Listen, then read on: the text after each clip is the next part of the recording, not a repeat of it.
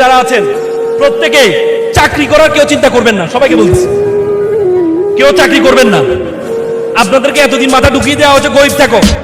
আল্লাহ রাসূল বলেছে কাজ আল ফাকরু ইয়াকুনাল কুফরান, দারিদ্রতা মানুষকে কাফেরের দিকে ধাবিত করে, দারিদ্রতা মানুষকে কাফেরের দিকে ধাবিত করে।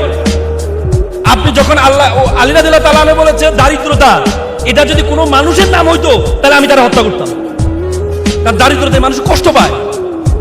আর আপনারা বলেন দুনিয়া দুনিয়া দুনিয়া দুনিয়া করুন না, আখিরাত আখিরাত করুন। আখিরাত করবেন, আখিরাত করবেন, আপনাকে দুনিয়া। আল্লাহ রাসূলের কাছে একজন সাহাবা আসেন, ইয়া রাসূলুল্লাহ আমি চিকনা হয়ে যাচ্ছি, আমার একটা দোয়া পড়ে দেন। আল্লাহ রাসূল তার দোয়া পড়ে দিল। এরপর সাথে ইয়া রাসূলুল্লাহ আমি তো আরো চিকন হয়ে যাচ্ছি। বলছে তুমি কি দোয়া পড়ো? আমি বলি রাব্বানা আতিনা ফিল আখিরাতি হাসানাতাও ওয়া কিনা আযাবান নার।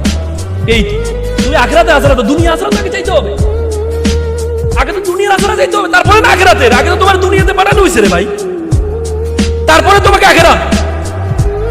পৃথিবীর যত আমাদের ইসলাম ধর্মের যত বড় ইবাদত গুলো আছে বেশিরভাগ ইবাদত কার জন্য? টাকাওয়ালাদের জন্য।